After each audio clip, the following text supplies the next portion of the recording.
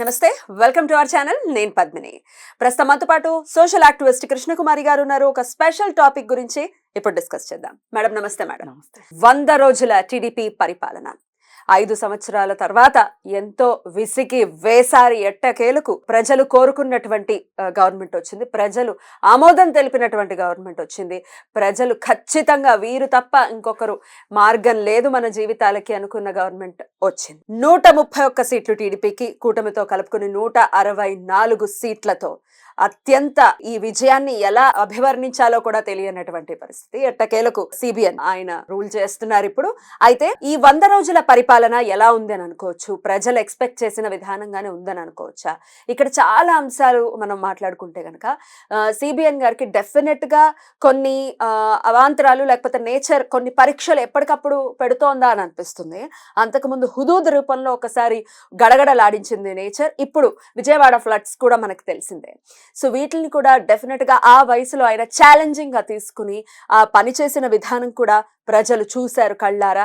ఆయన అలా చేస్తారనే ఎన్నుకున్నారు. ఓవరాల్ గా ఈ 100 days ఎలా గడిచాయి అనుకోవచ్చు, ఇక ముందు ఎలా ఉండబోతుంది టీడీపీ ప్రభుత్వం నుంచి ప్రజలకి అన్ని రకాలుగా అన్ని అంశాలు కూడా ఎలాంటి విధానాన్ని టీడీపీ నుంచి ఎక్స్పెక్ట్ చేయొచ్చు, ఎలా ఉంటుంది ఆంధ్రప్రదేశ్ భవిష్యత్తు అంటే ఏం చెప్తారు మేడం? ముందుగా 100 రోజుల పాలన కంప్లీట్ చేసుకున్నందుకు వాళ్ళకి మన తరఫు నుంచి అభినందనలు.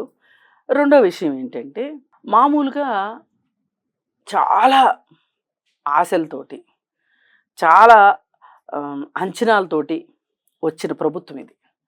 ఒక రకంగా ఇన్ని ఆశలు ఇన్ని అంచనాలు ఉన్నప్పుడు ఎంత చేసినా సరిపోయినట్టు అనిపించదు. ఇప్పుడు ఒక్కొక్క సినిమాలకి హైప్ ఇస్తూ ఉంటారు, అడ్వర్టైజ్మెంట్ రూపంలో కావచ్చు, ప్రమోషన్స్ రూపంలో కావచ్చు, రకరకాలు. ఈ చూసేవాళ్ళు అనుకుంటారు ఎంతలా ఉంటుందో అనుకుంటారు. తీరా సినిమా రిలీజ్ అయిన తర్వాత వీళ్ళు చాలా ఊహించుకున్నారు కాబట్టి ఒక్కోసారి డమాల్మంటుంది. మనం ఎప్పుడైనా మన ఎక్స్పెక్టేషన్ 0 దగ్గర ఉందనుకోండి, 2 ఉన్నా బాగుంటుంది, 3 ఉన్నా బాగుంటుంది, 4 ఉన్నా బాగుంటుంది. మన ఎక్స్పెక్టేషనే 10 దగ్గర ఉందనుకోండి, 10 దాకా రావాలి అంటే 10 కూడా వాళ్ళకి చాలా మామూలు అనిపిస్తుంది. 10 పైన ఏమన్నా వస్తే అన్నట్లు ఉంటుంది. ఇప్పుడు ఖచ్చితంగా టీడీపీ ప్రభుత్వం ఎదుర్కొంటున్న సవాల్ కూడా ఇదే. ఎక్కువ సీట్లు వచ్చాయి అంటే ఎక్కువ మంది ప్రజలు వీళ్ళ మేనిఫెస్టోని నమ్మారని అర్థం. ఈ మేనిఫెస్టో ప్రకారం వీళ్ళు పరిపాలన చేయాల్సిన బాధ్యత వీళ్ళ మీద ఉంది. అయితే వీళ్ళకి వచ్చిన వెంటనే వచ్చిన సవాల్ ఏంటంటే, ఒక రకంగా ఇక్కడ తెలుగుదేశం పార్టీ, జనసేన పార్టీ, ఉండి లేనట్టున్న బీజేపీ పార్టీ, కూటమి ధర్మానికి పొత్తు ధర్మానికి న్యాయం చేయడం ఒకటి. అలాగే వచ్చిన వెంటనే వైసీపీ పార్టీ నుంచి గట్టి తలనొప్పులు ఎదురయ్యాయి. ఏంటి అంటే, అసలు యాక్చువల్గా ఎలక్షన్ అయిన తర్వాత రిజల్ట్ వచ్చేలోపు గందరగోళం చేసింది వాళ్ళు, బ్యాలెట్ బాక్సులు బద్దలు కొట్టింది వాళ్ళు. అదేమంటే దానిలో పాము ఉంది అందుకే బద్దలు కొట్టామని ఒకళ్ళు, ఇంకొకళ్ళు ఏమో వాళ్ళు ఓట్లు ఎక్కువ పడుతున్నాయని చెప్పి బద్దలు కొట్టామని ఒకళ్ళు. ఇప్పుడు ఇది నిజం ఒప్పేసుకున్నారా? పడిపోతున్నాయని చెప్పి బద్దలు కొట్టాము. అసలు ఇంకా అది అవ్వలేదు వాళ్ళకి, ఈవీఎం ట్యాంపరింగ్ వల్లనే జరిగింది ఇది అని ఇప్పటికీ మాట్లాడుతున్నారు. అయితే ఒక పెద్ద నాయకుడు ఏమన్నాడంటే, మీ కోట్లు పడుతున్నాయని మా వాడు పగలు కొట్టాడు కదా, మీ కోట్లు పడుతున్నాయని మీరు ఒప్పుకున్నట్టేనా అని లాజిక్ లాగాడు. అంతే కదా, బాహటంగా ఒప్పుకున్నట్టే.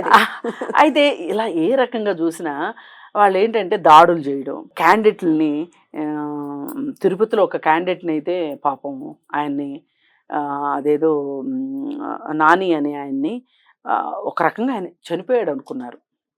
ఆయన ప్రమాణ స్వీకారం చేయడానికి వచ్చేటప్పుడు కూడా ఆయన చాలా అంటే 2 మనుషులు పట్టుకుని తీసుకురావాల్సిన పరిస్థితి.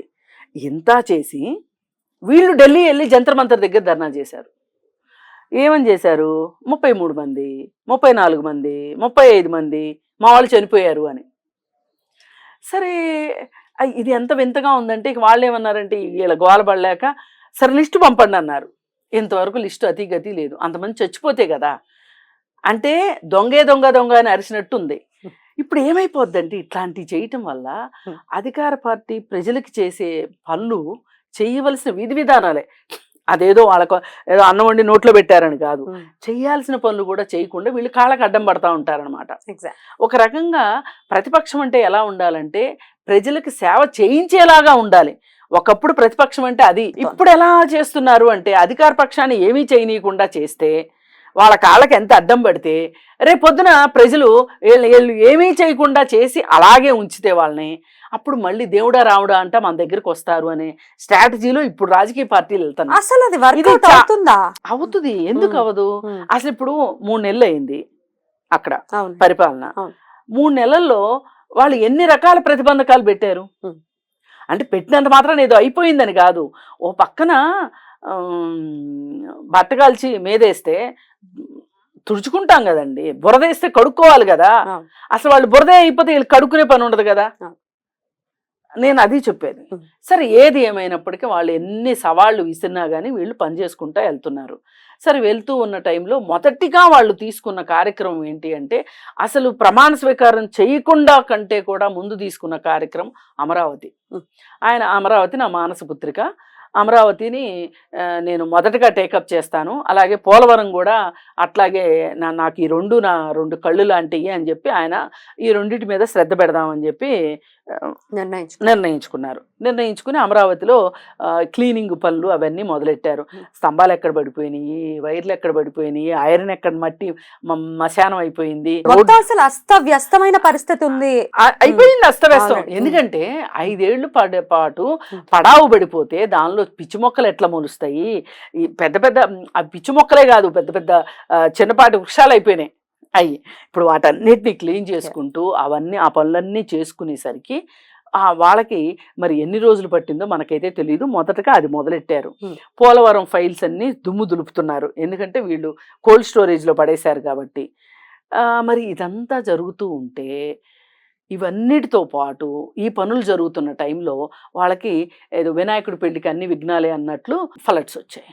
ఈ ఫ్లడ్స్ విషయం ఒకటి, ఇది ఎట్లా అంటే ఒక రకమైన లైఫ్ అండ్ డెత్. డెఫినెట్లీ అసలు ఇంత లైఫ్ అండ్ డెత్ అక్కడ మనుషులకు కానీ రాజకీయ నాయకులకు కానీ రావటం నేను మొదటిసారి చూశాను అనిపించింది. బట్ ఆయనలో ఆ స్థైర్యాన్ని ఎలా చూడొచ్చు మనం ఆ వయసులో? కానీ అంటే ఎక్స్పీరియన్స్ తీసుకొచ్చినటువంటి స్థైర్యం అనుకోవచ్చా? బేసిక్ గానే చంద్రబాబు నాయుడు గారు అలాగే ప్రవర్తిస్తారని అనుకోవచ్చా? ఇప్పుడు పడవల్లో ఒక సీఎం వెళ్ళి ధైర్యం చెప్పేటటువంటి పరిస్థితి జనరల్ గా ఎక్కడ చూడం మనం. అంటే ఒకటండి, మొదటి నుంచి కూడా ఆయన తనని తాను నిరూపించుకోవాలి అనుకునే మనిషి. ఇది ఇవాళ వచ్చింది కాదు, ఇప్పటికి కూడా. అంటే ఎందుకు వచ్చిందో కూడా నేను కొంచెం నేపథ్యం చెప్తాను. తప్పకుండా. ఒక చిన్న రైతు కుటుంబం నుంచి అతను పైకి వచ్చి ఒక విద్యార్థి నాయకుడిగా వచ్చి, ఆయన ఏమి ఎవరి గాడ్ ఫాదర్స్ ఎవరూ లేరు, అంటే అతని సొంత కుటుంబ సభ్యులు ఎవరూ లేరు, వెరీ నియర్ ఎవరు దరిదాపుల్లో ఎవరు చుట్టాలు కూడా రాజకీయ నాయకులు లేని పరిస్థితుల్లో అప్పుడు యూనివర్సిటీలో ఆయన చదువుకుంటున్న రోజులో పెద్ద పెద్ద వాళ్ళే ఉన్నారు. వాళ్ళందరిలో ఒక NSUI Congress party student union లీడర్గా ముందుకెళ్ళటము ఒక రకంగా పేదరికంలో అని చెప్పొచ్చు. అలాంటి పరిస్థితుల్లో ఇప్పుడు మన గల్లా అరుణ్ కుమార్ గారు ఉన్నారు కదా, ఒకప్పటి మినిస్టరు.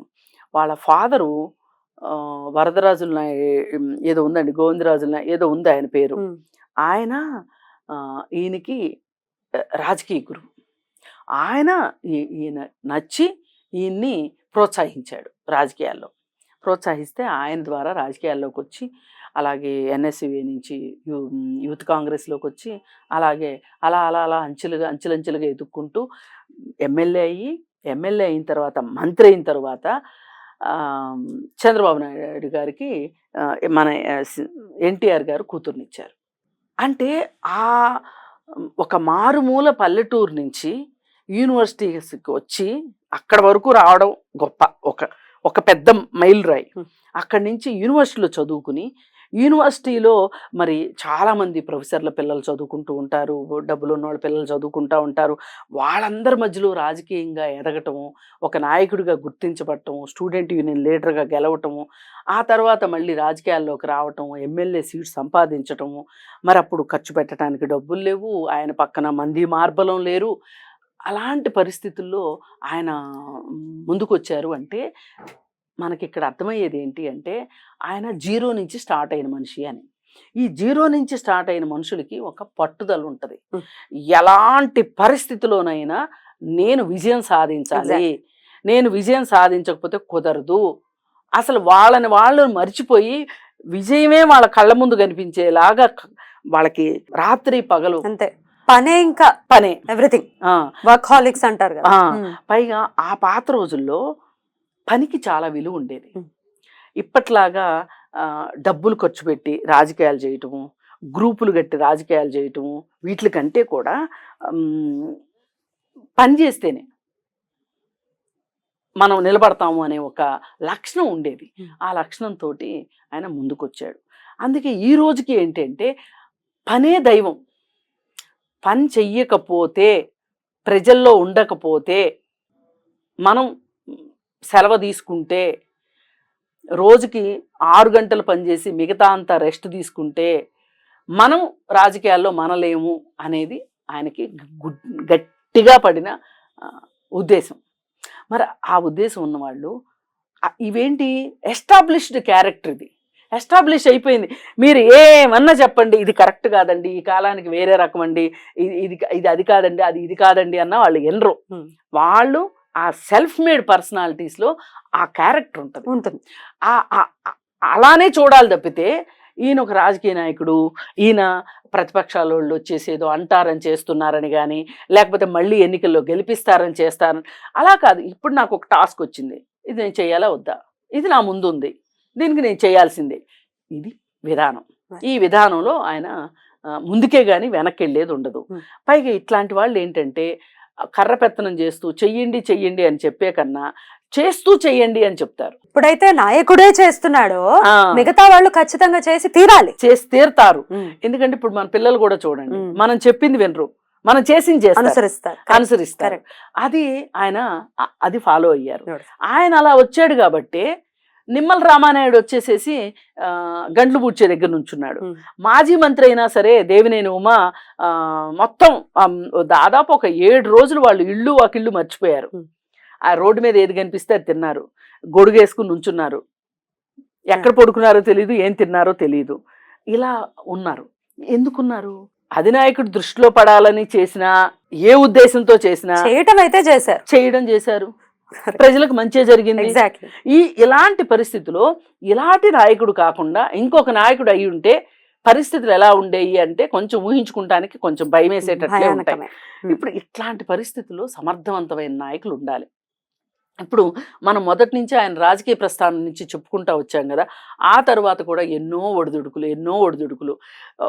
ఎన్నో విమర్శలు, ఎన్నో రాళ్ళ దెబ్బలు, ఎన్నో పోల దెబ్బలు, ఎన్నో ప్రశంసలు, ఎన్నో విమర్శలు, సొంత ఇంట్లో నుంచే చాలా విమర్శలు, ఆ కుటుంబం నుంచి, పైగా కొంతమంది చెయ్యమని ప్రోత్సహించి ఆ తర్వాత మేమే చెప్పాము అని ఆయన పక్కన ఎవరు నిలబడకపోవటం, ఎన్టీఆర్ లక్ష్మీపార్వతి విషయం విభేదాలప్పుడు ఆయనకి ఎవరు కూడా అవును మేమే చెప్పాము, మేమందరం కలిసే ఈ నిర్ణయం తీసుకున్నామని ఒక్కళ్ళు మాట్లాడాల.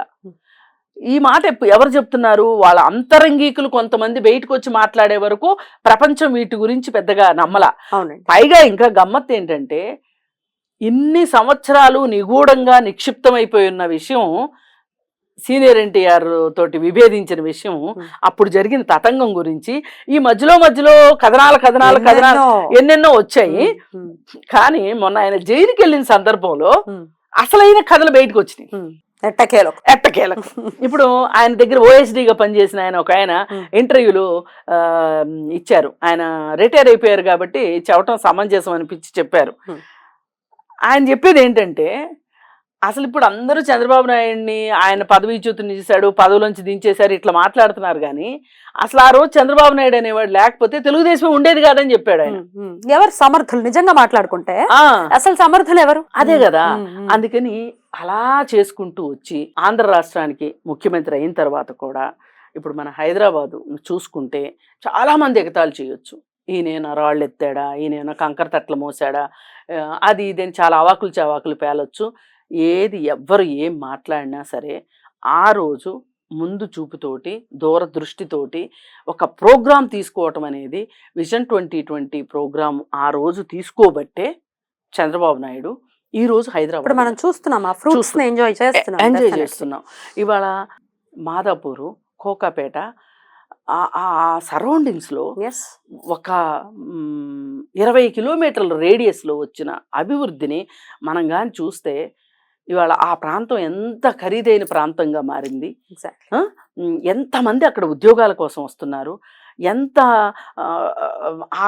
ఆ ఏరియాలో ఒక వాతావరణం ఎలా, ఒక కాస్మోపాలిటన్ నగరం లాగా ఆ ఏరియా ఎలా అయ్యింది, దానివల్ల ఎంతమందికి ఉపాధి, చదువుకున్న వాళ్ళకే కాదు చదువుకోని వాళ్ళకి కూడా ఉపాధి ఎలా దొరికింది అసలు ఆ ఏరియాలో. స్కూల్స్ అంటే ఒక్క సాఫ్ట్వేర్ ఇండస్ట్రీ కాదు, ఆ ఏరియాలో అన్నీ వచ్చేసాయి, హాస్పిటల్స్, అన్నీ సూపర్ వచ్చేసాయి. మార్కెట్లు. ఇప్పుడు ఆ ల్యాండ్ ఉన్నోళ్ళు కూడా బాగుపడ్డారు. ఇప్పుడు ఆ ఏరియాలో లేని హాస్పిటల్ లేదు, లేని స్కూల్ లేదు, అవునండి. అలాగే లేని ఎంటర్టైన్మెంట్ లేదు. Correct. ఇప్పుడు ఆ ఏరియాలో ఒక 10 థియేటర్లు వచ్చినాయి, షాపింగ్ మాల్స్, ఇవన్నీ సరే. అక్కడ రోడ్లు కానీ, ఫ్లైఓవర్లు కానీ, ఏదైనా సరే ఔటర్ రింగ్ రోడ్ దగ్గర నుంచి అప్పుడు రూపకల్పన చేసుకున్నాయి. తర్వాత వచ్చిన వైఎస్ రాజశేఖర రెడ్డి గారు కూడా దాన్ని బాగా కొనసాగించారు. ఏది ఏమైనా ఇవాళ విజన్ 2020లో భాగంగా మనం ఇంత ఫ్రూట్స్ ఎంజాయ్ చేసినట్లే ఇప్పుడు ఇలాంటి మనిషి ఆంధ్రప్రదేశ్లో కూడా, అమరావతిలో కూడా చేయగలడు. ఇప్పుడు చాలా మంది ల్యాండ్ ఉంటే చేసేస్తారా అని మాట్లాడుతున్నారు. సరే, ఇక్కడ చేశాడు కాబట్టి ఆయన చేయగలను అని నమ్ముతున్నాడు, చెయ్యాలి అని అనుకుంటున్నాడు. ఇప్పుడు అసలు మనకు సంకల్పం ఉంటేనే కదా. అసలు కంపారిజన్ మీరు అన్నట్టుగానే ల్యాండ్ అంటున్నారు కాబట్టి చెప్తున్నా, హైదరాబాద్ లో ఉన్నటువంటి ల్యాండ్ బ్యాంక్ ఇంకెక్కడా ఉండదు, అంత దొరకదు మనకి. సో అక్కడ అంత అభివృద్ధి, ఇక్కడ జరిగినంత అభివృద్ధి జరగడం అనేది కల్లా, ఇట్లాంటివేవో మాట్లాడుతుంది. నిజం కూడా అది. ఎందుకంటే ఇలాంటి గచ్చిబౌలి లాంటి ప్రాంతం అక్కడ అభివృద్ధి చెందాలంటే కొంచెం టైం పడుతుంది, కాదనేలేని సత్యం అది. కానీ మీరు అసలు ముందే ఎందుకు మాట్లాడతారు? శుభం పలకమంటే పెళ్లి కూతురు, అదే పెళ్లి కొడుకు సచ్చినోడు ఎక్కడున్నాడు అన్నట్లు మాట్లాడటం ఎందుకు? మనము ఒక ఆశావహ దృక్పథంలో ఉంటే తప్పు లేదు కదా. సరే, ఇప్పుడు అలాంటి వ్యక్తి కాబట్టి వరదల దగ్గర అలా చేయగలిగాడు. చాలా మందిలో ఆ స్ఫూర్తిని నింపగలిగాడు. ఇప్పుడు సామాన్య ప్రజలు కూడా చాలా మందికి ఏం చెప్పాడు, ఇక్కడ మంచినీళ్ళు తాగితే వాళ్ళకి రోగాలు వస్తాయి, వరద ప్రాంతాల్లో వాళ్ళకి. జిల్లాలో వరద ప్రాంతాల్లో లేని వాళ్ళు ఎవరైనా సరే ట్యాంకర్లు తీసుకొచ్చి నీళ్ళు ఇవ్వండి వాళ్ళకి అని చెప్పాడు. అది మీ సొంత ఖర్చులతో తీసుకొచ్చారా లేదా? కిలోమీటర్ల పొడవు వాటర్ ట్యాంకర్లు వచ్చినాయా లేదా? హోటల్స్ వాళ్ళకి అదే చెప్పారు, మీ బిజినెస్ మీరు చేసుకోండి అంతా బాగున్నప్పుడు. ఇప్పుడు ప్రజలు కష్టాల్లో ఉన్నారు, చేయవలసిందే. ఇలా కూరగాయలు ఈ రేట్లకు అమ్మాల్సిందే, పాల ప్యాకెట్లు ఇలా అందించవలసిందే, అలాగే ఫైర్ ఇంజిన్లు తీసుకొచ్చి ఇళ్ళు శుభ్రం చేయమని, ఇలా రకరకాలుగా ఛాలెంజ్ అయితే చాలా అద్భుతంగా ఫేస్ చేశారు. ఎట్లా ఉంటుంది అనుకోవచ్చండి 5 years లో కూడా. సరే, అయితే మనం ఇక్కడ ఇంకోటి కూడా చెప్పుకోవాల్సింది ఏంటంటే, పవన్ కళ్యాణ్ కూడా ఏ మాటగా మాట సచివాలయ వ్యవస్థకు సంబంధించి మొన్న ఒక నేషనల్ రికార్డు నెలకొల్పారు. అంటే ఒకే రోజు ఒకే సమయానికి సభలు జరిగే విధంగా చేశారు. అట్లా ఆయన ధోరణిలో ఆయన పనిచేసుకుంటా వెళ్తున్నాడు. ఇంకా వాళ్ళిద్దరూ ఒక కాంబినేషన్లో పనిచేసుకుంటా వెళ్తున్నారు. మనం ఆశావహ దృక్పథంతో ఉండటమే. కాకపోతే బీజేపీ పార్టీ ఇక్కడ ఉన్నా లేకపోయినా ఉన్నట్లుగా ఏదో పాపం వాళ్ళు వీళ్ళ పక్కన నడుస్తున్నారు. ఏది ఏమైనా కూటమి ప్రభుత్వంగానే ఇది ఉంది కాబట్టి. పైగా ఇంకొకటి ఏంటంటే, అమరావతికి పోలవరంకి మంచి బడ్జెట్ తీసుకొచ్చే విషయంలో చంద్రబాబు నాయుడు బాగానే కృషి చేశాడు అనిపిస్తుంది. కేంద్రం కూడా ప్రస్తుతానికి బాగానే సహకరిస్తోంది అని చెప్తున్నాము. అసలు ఫ్యూచర్ లో కూడా వీళ్ళ పనితనంగానే అసలు వీళ్ళ ఇంపార్టెన్స్ డెఫినెట్ గా ఉంది కేంద్రానికి. సో ఫ్యూచర్ లో ఈ బడ్జెట్ విషయంలో కూడా డెఫినెట్ గా కేంద్రం సహకారం ఉండి తీరాలి. ఏవైతే సంక్షేమ కార్యక్రమాలు ఉన్నాయో వాటికి బడ్జెట్ విషయంలో రాష్ట్రం ఆదాయం పెంచుకోవాల్సిన బాధ్యత అయితే ఉంది. అది బిగ్గెస్ట్ టాస్క్. ఇప్పుడు చేయలేదు అనుకోండి, ఆయన చేశాడు మీరు చేయలేదు అంటారు సింపుల్ గా. ఇప్పుడు చేసిన అన్ని పోతాయి. దాన్ని ఎలా ఎదుర్కొంటారు, ఎలా దాన్ని ఆదాయం ఫుల్ఫిల్ చేయగలరు సిబిఎన్ అంటే ఏం చెప్తారు? ఆదాయం పెంచుకోవటమే. ఇప్పుడు మామూలుగా ఏంటంటే పరిశ్రమలన్నీ వచ్చిన పరిశ్రమలు వెనక్కిపోయినాయి, తీసుకొచ్చే ప్రయత్నంలో ఉన్నారు.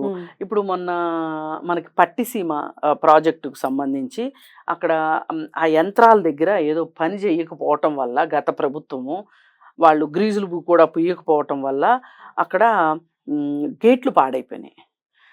గేట్లు పాడైపోవటం వల్ల ఆంధ్రప్రదేశ్లో కొన్ని ప్రాంతాల్లో రెండో పంట వేసుకోలేకపోయారు రైతులు. దానివల్ల నష్టమే కదా. ఇప్పుడు ఇట్లాంటివన్నీ వీళ్ళు సెలెక్ట్ చేసి పెట్టుకుని వాటి మీద కాన్సన్ట్రేట్ చేశారనుకోండి, రాష్ట్రానికి ఆదాయం పెరుగుతుందా పెరగదా? పెరుగుతుంది. అలాగే ఇప్పుడు చాలా మంది అమరావతిలో పనులు స్టార్ట్ అయ్యాయి అనుకోండి, పోలవరంలో పనులు స్టార్ట్ అయ్యాయి అనుకోండి, ఇంకా కొన్ని పరిశ్రమలు వచ్చినాయి అనుకోండి, ఉపాధి దొరుకుతుంది కార్మికులకి. వాళ్ళందరూ ఏం చేస్తారు, ఇక్కడి నుంచి ఎక్కడున్నా సరే అక్కడికి వెళ్తారు. అక్కడికి వెళ్ళిన తర్వాత పిన్నీస్ కొన్నా ట్యాక్స్ వస్తుందిగా. అవునండి, గవర్నమెంట్కి. మరి పిన్నీసే కాదు, సబ్బు కొన్నా ఏం కొన్నా, బిచ్చగాడు సబ్బు కొన్నా ట్యాక్స్ కట్టాల్సిందే కదా. మరి ట్యాక్స్ రూపంలో డబ్బులు వస్తాయి. వలస వెళ్ళిపోయిన వాళ్ళందరూ వెనక్కి వచ్చారనుకోండి, అప్పుడు కూడా రాష్ట్రానికి ఆదాయం వస్తుంది. వీటన్నిటిని మించి ఆయన విజన్ 2047 అని ఒక విజన్ పెట్టుకున్నారు. ఆ విజన్ ఇప్పుడు ఇక్కడ విజన్ 2020 ఎలాగో అక్కడ 47 పెట్టుకున్నారు. 47 నాటికి కరెక్ట్గా మన భారతదేశానికి స్వాతంత్రం వచ్చి 100 ఏళ్ళు, అలాగే ఆంధ్రప్రదేశ్లో విజన్ 2047కి ఒక స్థాయికి ఆంధ్రప్రదేశ్ని తీసుకురావాలి అనే కోరికలో ఆయన ఉన్నారు. ఇప్పుడు ఆయన కావచ్చు, పవన్ కళ్యాణ్ కావచ్చు, లోకేష్ కావచ్చు, ఎవరైనా కావచ్చు, ఇప్పుడు ఒక దారి వేసిన తర్వాత దారిలో నడవటం ఈజీ. నేను దారిలో నడవను, తుప్పల్లోనే నడుస్తాను అని ఎవరన్నా అనుకుంటే అది వాళ్ళ కర్మ. కానీ ఒక మంచి గ్రాండ్ ట్రంక్ రోడ్డు పడుతుంది మనకి. దీని మీద చక్కగా మనం అభివృద్ధి ఫలాలను చూద్దామని ఒక ఆశావహ దృక్పథంతో మనం ఉందాము. మొత్తానికి ఈ 100 రోజుల పరిపాలన డెఫినెట్ గా సాటిస్ఫాక్టరీగానే ఉంది. ఇప్పుడు వస్తూ ఉన్నప్పుడే మంత్రివర్గ కూర్పు దగ్గర నుంచి చాలా ఛాలెంజెస్ ఉన్నాయి. అలాగే ఏది ఎక్కడ ఉంది చూసుకోవడానికి కూడా ఇప్పుడు మనం ఒక ఇల్లు మారుతున్నప్పుడే ఇల్లు సర్దుకోవడానికి పడుతుంది కదా. రాష్ట్రం బాబు, ఇది రాష్ట్రం, ఎంత పెద్ద టాస్క్ ఉంటది. అందుకోసం ఏంటి అంటే కొంచెం వేచి చూసి కొంచెం సహకారంతో అవుతుంది. ఇది పరస్పర సహకారంతోనే అవుతుంది. కరెక్ట్. ఇప్పుడు ఎంత చంద్రబాబు నాయుడు పడవల్లో తిరిగినా గానీ ఆయన తిరిగినట్లుగా వేరే వాళ్ళు కూడా రాకపోతే ఉపయోగం ఏముండేది? ఒక మనిషి ఎంత చేయగలుగుతాడు? అందుకని ఏంటి అంటే ఏ రాజకీయ పార్టీ అయినా, అది ప్రతిపక్షమైనా, ఎవరైనా సరే ప్రజల కోసమే ఉందాము, పనిచేసేవాడికి సహకరిద్దాము అనుకుంటే గనక ప్రజల అదృష్టం. ఖచ్చితంగా ప్రజలు రాసుకున్నటువంటి అదృష్టం అని చెప్పుకోవచ్చు దీన్ని. మరి ఇక ఫ్యూచర్ లో కూడా ఏదైతే ప్రజలు ఎక్స్పెక్ట్ చేస్తున్నారో దాని నుంచి ఖచ్చితంగా అది టీడీపీ నుంచి వస్తుందని ప్రజలు ఎక్స్పెక్ట్ చేస్తున్నారు. అదే రావాలి, ప్రజల శ్రేయస్సుతోనే ఉండాలి ఈ ప్రభుత్వం అని మనస్ఫూర్తిగా కోరుకుంటూ